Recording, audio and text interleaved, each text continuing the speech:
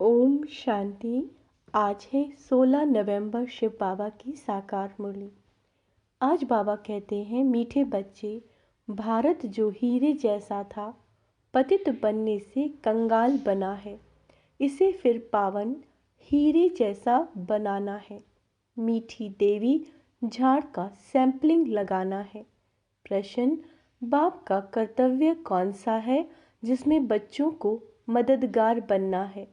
उत्तर, सारे विश्व पर एक डीटी गवर्नमेंट स्थापन करना। सारे विश्व पर अनेक धर्मों का विनाश और एक सत्य धर्म की स्थापना करना, यही बाप का कर्तव्य है। तुम बच्चों को इस कार्य में मददगार बनना है, ऊंचा मर्तबा लेने का पुरुषार्थ करना है। ऐसे नहीं सोचना कि हम स्वर्ग में तो जाएंगे ही। गीत है, तुम ही हो माता पिता तुम ही हो। ओम शांति।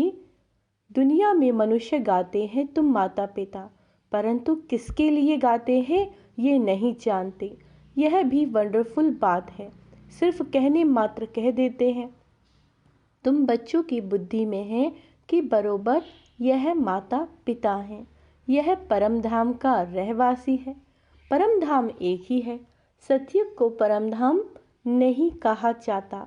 सतयुग तो यहाँ होता है ना। परम धाम में रहने वाले तो हम सब हैं। तुम जानते हो, हम आत्माएं परम धाम निर्वाण देश से आती हैं। इस साकार सृष्टि में स्वर्ग कोई ऊपर नहीं है। आते तो तुम भी परम धाम से हो। तुम बच्चे अब जानते हो, हम आत्माएं शरीर द्वारा पाठ बजा रहे हैं। कितने जन्म लेते हैं, कैसे पाठ बजाते हैं, यह अब जानते हैं। वह है दूर देश का रहने वाला, आया देश पराए। अब पराया देश क्यों कहा जाता है? बाबा पूछ रहे हैं, तुम भारत में आते हो ना, परंतु पहले पहले तुम बाप के स्थापन किए हुए स्वर्ग में आते हो। फिर वह नरक रावण राज्य हो जाता है। अनेक धर्म, अनेक गवर्नमेंट हो जाती हैं। फिर बाप आकर एक राज्य बनाते हैं। बाबा कहते, अभी तो बहुत गवर्नमेंट है। कहते रहते हैं सब मिलकर एक हो जाएं। अब सब मिलकर एक हो, ये कैसे हो सकता है? 5000 वर्ष पहले भारत में एक गवर्नमेंट थी। World almighty authority Lakshmi Narayan थे। विश्व में राज्य करने वाली और कोई अथॉरिटी है नहीं। सब धर्म एक धर्म में आ नहीं सकते। स्वर्ग में एक ही गवर्नमेंट थी, इसीलिए कहते हैं कि सब एक हो जाएं। अब बाप कहते हैं, हम और सबका विनाश कराए एक आदि सनातन डीटी गवर्नमेंट स्थापन कर रहे हैं। तुम भी ऐसे कहते हो ना? सर्वशक्तिवान ऑल माइटी अथॉरिटी के डायरेक्शन अनुसार हम भारत में एक डीटी गवर्नमेंट का राज्य स्थापन कर रहे हैं। डीटी गवर्नमेंट के सिवाय और कोई एक गवर्नमेंट होती नहीं। 5000 वर्ष पहले भारत में अथवा सारे विश्व में एक डीटी गवर्नमेंट थी। अब बाप आया है विश्व की डीटी गवर्नमेंट फिर से स्थापन करने। हम बच्चे उनके मददगार हैं। यह राज गीता में है। यह है रुद्र ज्ञान यज्ञ। रुद्र निराकार को कहा जाता है, कृष्ण को नहीं कहेंगे। रुद्र नाम ही है निराकार का। बहुत नाम सुन मनुष्य समझते हैं रुद्र अलग है और सोमनाथ अलग है। तो अब एक डीटी गवर्नमेंट स्थापन होनी है। सिर्फ इसमें खुश नहीं होना कि स्वर्ग में तो जाएंगे ही। देखो, नरक में मर्तबे के लिए कितना माथा मारते हैं। एक तो मर्तबा मिलता, दूसरा फिर कमाते बहुत हैं। भक्तों के लिए तो एक भगवान होना चाहिए, नहीं तो भटकेंगे। यहाँ तो सबको भगवान कह देते हैं, अनेकों को अवतार मानते हैं। कलयुग में बाप कहते हैं, मैं तो एक ही बार आता हूँ। गाते भी हैं, पर पतित पावन आओ, ऐसे गाते हैं ना। सारी दुनिया पतित है, उसमें भी भारत जास्ती पतित है। भारत ही कंगाल है। भारत ही हीरे जैसा था। तुमको नई दुनिया में राजाएं मिलनी है। तो बाप समझाते हैं, कृष्ण को भगवान कह नहीं सकते। भगवान तो एक निराकार परम पिता परमात्मा को ही कहा जाता है, जो जन्म मरण रहित है। मनुष्य तो फिर कह देते हैं वह भी भगवान, हम भी भगवान, बस यहाँ आए हैं मौज करने, बड़े मस्त रहते हैं, बस जिधर देखता हूँ तू ही तू है, तेरी ही रंगत है, हम भी तुम भी हम, बस डांस करते रहते हैं। हजारों उनके फॉलोअर्स हैं। अब बाबा कहते हैं भक्त और भगवान की बंदगी करते रहते हैं, भक्ति में भावना से पूजा करते हैं। बाबा कहते मैं उन्हें साक्षात्कार करा देता हूँ, परंतु वो मेरे से मिलते नहीं। मैं तो स्वर्ग का रचयिता हूँ, ऐसे नहीं कि उन्हों को स्वर्ग का वर्षा देता हूँ। भगवान तो है एक। बाप कहते हैं सब पुनर्जन्म लेते लेते अबला हो गए हैं, अब मैं परम धाम से आया हूँ। मैं जो स्वर्ग स्थापन करता हूँ उसमें फिर मैं नहीं आता।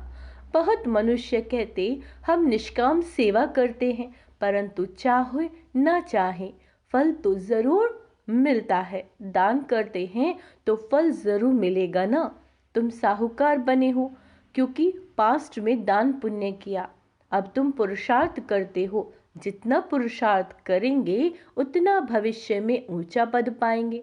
अभी तुम्हें अच्छे कर्म सिखलाए जाते हैं, भविष्य जन्म जन्मांतर के लिए। मनुष्य करते हैं दूसरे जन्म के लिए, फिर कहेंगे पास्ट कर्मों का फल है। सतयुग त्रेता में ऐसे नहीं कहेंगे, कर्मों का फल 21 जन्मों के लिए अभी तैयार कराया जाता है। संगम युग के पुरुषार्थ की प्रारब्ध 21 पीढ़ी चलती है। जो आज आत्माएं पुरुषार्थ करेंगी उसकी प्रारब्ध बाबा कहते हैं 21 जन्म तक उन्हें मिलती है। सन्यासी ऐसे कह न सके कि हम तुम्हारी ऐसी प्रारब्ध बनाते हैं जो तुम 21 जन्म सुखी रहेंगे। अच्छा वह बुरा फल तो भगवान को देना है ना, तो एक ही भूल हुई है। क्या कह रहे हैं बाबा? एक ही भूल हुई है जो कल्प की आयु लंबी कर दी है। बहुत है जो कहते हैं 5000 वर्ष का कल्प है। तुम्हारे पास मुसलमान आए, बोले कल्प की आयु बरोबर 5000 वर्ष है। यहाँ की बातें सुनी होंगी। चित्र तो सबके पास जाते हैं ना, सो भी सब थोड़े ही मानेंगे। तुम जानते हो यह रुद्र ज्ञान यज्ञ है जिससे ये विनाश ज्वाला निकली है। इसमें सहज राजयोग सिखलाया जाता है। कृष्ण की आत्मा अब अंतिम जन्म में शिव यानी रुद्र से वर्षा ले रही है। यहाँ बैठी है, बाबा अलग और यह अलग है। ब्राह्मण खिलाते हैं तो आत्मा को बुलाते हैं ना, फिर वह आत्मा ब्राह्मण में आकर बोलती है। बाबा कहते तीर्थ पर भी खास जाकर बुलाते हैं। अब आत्मा को कितना समय हो गया, फिर वह आत्मा कैसे आती है, क्या होता है? बोलती है मैं बहुत सुखी हूँ, फलाने घर में जन्म लिया है। यह क्या होता है? क्या आत्मा निकल कर आई है? बाप समझाते हैं मैं भावना का भाड़ा देता हूँ और वे खुश हो जाते हैं। यह भी ड्रामा में राज है। बोलते हैं तो पाठ चलता है, कोई ने नहीं बोला तो नुना नहीं है। बाप की याद में रहो तो विकर्म विनाश होंगे, अन्य कोई उपाय नहीं। हर एक को सतु रजो तमो में आना ही है। अब बाबा कहते हैं तुमको नई दुनिया का मालिक बनाता हूँ। फिर से मैं परम धाम से पुरानी दुनिया पुराने तन में आता हूँ। यह पूज्य था, पुजारी बना, फिर पूज्य बनता है। तत्त्वम तुमको भी बनाता हूँ। पहला नंबर पुरुषार्थी यह है। तब तो मातेश्वरी पिताश्री कहते हो, बाप भी कहते हैं तुम तख्त नशीन होने का पुरुषार्थ करो। बाबा क्या कह रहे हैं? मीठे बच्चे तुम तख्त नशीन होने का पुरुषार्थ करो। यह जगत अम्बा सबकी कामना पूरी करती है। माता है तो पिता भी होगा और बच्चे भी होंगे। तुम सबको रास्ता बताते हो, सब कामनाएं पूरी तुम्हारी होती हैं सतयुग में। बाबा कहते घर में रहते भी यदि पूरा योग लगाए तो भी यहाँ रहने वालों से ऊंचा पद पा सकते हैं। पाधेलियाँ तो बहुत हैं। रात को भी होम मिनिस्टर को समझा रहे थे ना, कि इसके लिए कोई उपाय निकालना चाहिए जो इन अबलाओं पर अत्याचार ना हो, परंतु जब 2-4 बार सुने तब ख्याल में आए तकदीर में होगा तो मानेंगे। पेचीला ज्ञान है ना, सिख धर्म वालों को भी पता पड़े तो समझे। मनुष्य से देवता की करत न लागी वार। किसने? एक ओंकार सतनाम, यह उनकी महिमा है ना अकाल मूरत। ब्रह्म तत्व उनका तखत है। क्या कहा बाबा ने? कि ब्रह्म तत्व उनका तखत है। कहते हैं ना सिंहासन छोड़कर आओ। बाप बैठ समझाते हैं। क्या समझाते हैं? सारी सृष्टि के आदि मध्य अंत को जानते हैं। ऐसे नहीं सबके दिल को जानते हैं। भगवान को याद करते हैं कि सदगति में ले जाओ। अब बाबा कहते मैं वर्ल्ड ऑलमाइटी डीटी गवर्नमेंट स्थापन कर रहा हूँ। यह जो पार्टीशन हुए ये सब निकल जाएंगे। हमारे देवी देवता धर्म के जो हैं उनका ही कलम लगाना है। जो देवी देवता धर्म की आत्माएं होंगी, बाबा कहते हैं उनका ही कलम लगाना है। झाड़ तो बहुत बड़ा है, उसमें मीठे ते मीठे हैं देवी देवताएं, उनका फिर सैंपलिंग लगाना है। अन्य धर्म वाले जो आते हैं वह कोई सैंपलिंग थोड़े ही लगाते हैं। अच्छा, आज सत्य गुरुवार है। बाप कहते हैं बच्चे श्रीमत पर चलकर पवित्र बनो तो साथ ले चलूंगा। फिर चाहे मखमल की रानी बनो चाहे रेशम की रानी बनो, वर्षा लेना है तो मेरी मत पर चलो। याद से ही तुम आप पवित्र से पवित्र बन जाएंगे। अच्छा, बाप दादा और मीठी मम्मा के सिकी लदे बच्चों को याद प्यार और सलाम वालेकुम।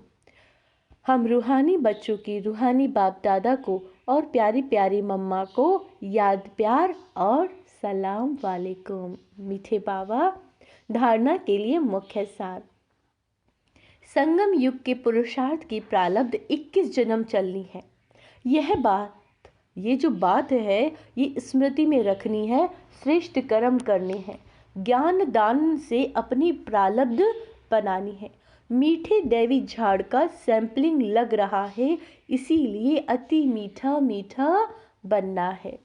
वरदान है ब्राह्मण जन्म की विशेषता और विचित्रता को स्मृति में रख सेवा करने वाले साक्षी भाव। फिर से सुनो, ब्राह्मण जन्म की विशेषता और विचित्रता को स्मृति में रख सेवा करने वाले साक्षी भाव। यह ब्राह्मण जन्म दिव्य जन्म है। साधारण जन्मधारी आत्माएं अपना बर्थडे अलग मनाती, मैरिज डे, फ्रेंड्स डे मनाती हैं, लेकिन आपका बर्थडे भी वही है। तो marriage day, mother's day, father's day, engagement day है ना। बाबा कहते हैं सब एक ही है, क्योंकि आप सबका वायदा है एक बाप दूसरा न कोई। तो इस जन्म की विशेषता और विचित्रता को स्मृति में रख सेवा का पार्ट बजाओ। सेवा में एक दो के साथी बनो, लेकिन साक्षी होकर साथी बनो। जरा भी किसी में विशेष झुकाव ना हो। स्लोगन, बेपरवाह बादशाह वह है जिसके जीवन में निर्माणता और अथॉरिटी का बैलेंस हो। क्या कहा है बाबा ने? बेपरवाह बादशाह वो है जिसके जीवन में निर्माणता यानी झुकना, दूसरों को सम्मान देना और अथॉरिटी का बैलेंस हो। मातेश्वरी जी के महावाक्य हैं, आत्मा और परमात्मा में अंतर यानी भेद क्या है। आत्मा और परमात्मा अलग रहे बहुकाल, सुंदर मेला कर दिया जब सतगुरु मिला दलाल। जब अपन यह शब्द कहते हैं तो उसका यथार्थ अर्थ है कि आत्मा परमात्मा से बहुत काल से बिछड़ गई है। अच्छा, बहुत काल का अर्थ है बहुत समय से आत्मा परमात्मा से बिछड़ गई। तो यह शब्द साबित यानी सिद्ध करता है कि आत्मा और परमात्मा अलग अलग दो चीज है। दोनों में आंतरिक भेद है, परंतु दुनियावी मनुष्यों को पहचान न होने के कारण वो इस शब्द का अर्थ ऐसे ही निकालते हैं कि मैं आत्मा ही परमात्मा हूँ, परंतु आत्मा के ऊपर माया का आवरण चढ़ा हुआ होने के कारण अपने असली स्वरूप को भूल गए हैं। जब वो माया पर का आवरण उतर जाएगा फिर आत्मा वही परमात्मा है। तो वो आत्मा को अलग इस मतलब से कहते हैं। और दूसरे लोग फिर इस मतलब से कहते हैं कि मैं आत्मा सो परमात्मा हूँ, परंतु आत्मा अपने आप को भूलने के कारण दुखी बन पड़ी है। जब आत्मा फिर अपने आप को पहचान कर शुद्ध बनाती है तो फिर आत्मा परमात्मा मिल एक ही हो जाएंगे। तो वो आत्मा को अलग इस अर्थ से कहते हैं। परंतु अपन तो जानते हैं कि आत्मा परमात्मा दोनों अलग चीज़ हैं, और ना आत्मा परमात्मा में मिल एक हो सकती और ना ही फिर परमात्मा के ऊपर आवरण चढ़ सकता है। अच्छा, ओम शांति। आज का स्वमान अभ्यास करेंगे। मैं निर्माण चित्त आत्मा हूँ, मैं बेपरवाह बादशाह हूँ, मैं साक्षी दृष्टा आत्मा हूँ। ओम शांति।